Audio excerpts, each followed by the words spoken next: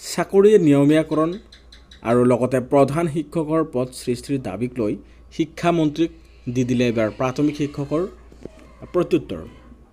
বিশেষকৈ প্ৰাথমিক শিক্ষকৰ প্ৰশ্ন, 11 বছৰ ধৈৰ্য ধৰিলেও নিয়মীয়াকৰণ আৰু কেতিয়া? শিক্ষকক বিজেপি বিৰোধী ৰাজনৈতিক দলত যোগদানৰ বাবে শিক্ষামন্ত্ৰীয়ে দিয়া পৰামৰ্শত শিক্ষকসকলে কৰে বিশেষ প্ৰতিক্ৰিয়া।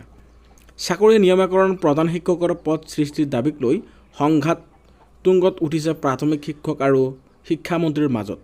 ন্যায় বিচাৰি শিক্ষক সমাজে চৰকাৰৰ বিৰুদ্ধে যিমানেই তেওঁলোকে সুদৃঢ় হৈ উঠিছে, সিমানেই আক্ৰমণাত্মক ৰূপত উপলব্ধি হৈছে শিক্ষামন্ত্ৰী ডক্টৰ ৰণোজ পেগু। ফলত শিক্ষামন্ত্ৰী আৰু প্ৰাথমিক শিক্ষকৰ বাকযুদ্ধই বিগত সময়ছোৱাত ধাৰণ কৰিছে চূড়ান্ত ৰূপ, যি কথা আজি পুনৰবাৰ প্ৰমাণিত হ'ল।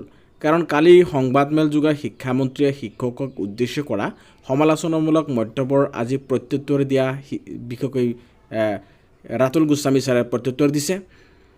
লগতে নিয়মীয়াৰ সন্দৰ্ভত শিক্ষকসকলক অপেক্ষা কৰিবলৈ শিক্ষামন্ত্ৰীয়ে দিয়া পৰামৰ্শৰ উভতি ধৰিলে ৰাজ্যৰ প্ৰাথমিক শিক্ষকসকলক প্ৰতিনিধিত্ব কৰা দুই শিক্ষক সংগঠনৰ নেতৃত্বই।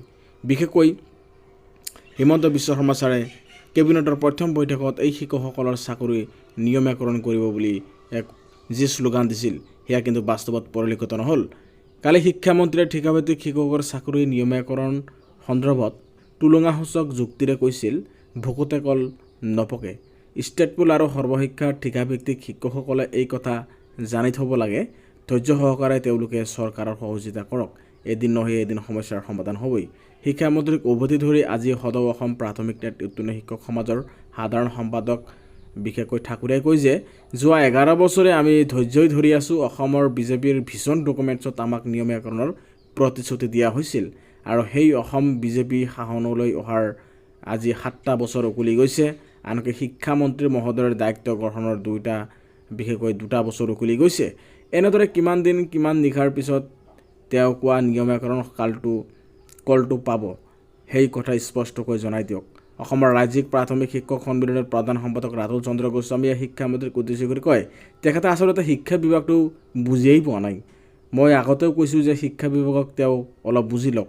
ইয়াৰ বাবে তেওঁ শৰৎ চন্দ্ৰ গোস্বামীৰ ৰচনাৱলী অধ্যয়নৰ পৰামৰ্শ দিয়ে শিক্ষামন্ত্ৰীক।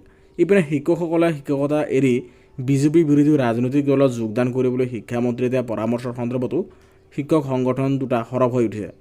ৰাতুল চন্দ্ৰ গোস্বামীয়ে শিক্ষামন্ত্ৰীক উদ্দেশ্য কৰি কয়, যদি প্ৰাথমিক বিদ্যালয়ত প্ৰধান শিক্ষকৰ পদ লাগে বুলি কোৱাটো ৰাজনীতি বুলি কোৱা হয়, তেনেহ'লে ৰাজনীতি আমি 100 বাৰ কৰিম। কুলজিৎ ঠাকুৰে খুব প্ৰকাশ কৰি কয় যে, আমি শিক্ষক মানুহ, আমি ছাত্ৰ ছাত্ৰীক পঢ়াব লাগে। সমান্তৰালভাৱে আমাৰ দাবীসমূহ যথাস্থানত যিভাৱে উত্থাপন কৰিব লাগে আমি ভাবিছোঁ, সেইভাৱে আমি উপস্থাপন কৰিছোঁ। গতিকে গণতান্ত্ৰিক পদ্ধতিৰ মাধ্যমেৰে আমাৰ সমস্যাসমূহ লিখিতভাৱে শিক্ষামন্ত্ৰীক জনোৱা হৈছে, কিন্তু তেওঁলোকৰ ফালৰ পৰা কোনো সঁহাৰি এতিয়ালৈকে পৰিলক্ষিত হোৱা নাই। এতিয়া ৰাজনীতিৰ কথা কৈ যি বিষয়টো আনফালে নিবলৈ চেষ্টা চলোৱা অনুচিত। অন্যহাতে মধ্যাহ্ন ভোজনক লৈ শিক্ষামন্ত্ৰীক উদ্দেশ্যি শিক্ষামন্ত্ৰীয়ে কৰা অশোভনীয় মন্তব্যক দুৰ্ভাগ্যজনক বুলি শিক্ষক সমাজে দুখ প্ৰকাশ কৰে।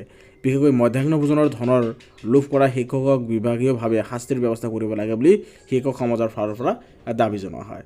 আৰু এটা কথা স্পষ্ট, বহু শিক্ষকসকল শিক্ষা সেতু এপছৰ পৰা যিহেতু দাবী অনশনৰ কাৰণে বা আমি এইটো কেতিয়াও কাৰ্যকৰী নকৰোঁ, তাৰ কাৰণে আমি যি থিৰাং কৰিছোঁ, তাৰ ফলত বহুতো ষ্টুডেণ্ট ইয়াৰ পৰা হয়তো বাদ পৰি গৈছে। আৰু মাননীয় শিক্ষামন্ত্ৰী কয়, আমাৰ এই এপছৰ জৰিয়তে যিখিনি তথ্য ডাটা আছে আমি পাইছোঁ। এতিয়া কথা হ'ল, বহু শিক্ষকে ইয়াক ৰেজিষ্টাৰ কৰাই নাই, কিয়নো এই এপৰ সম্পূৰ্ণ বিৰোধিতা কৰিছে। গতিকে এইটো এটা সম্পূৰ্ণ ভুল তথ্য কেন্দ্ৰলৈ ঠেলি পঠোৱা হৈছে।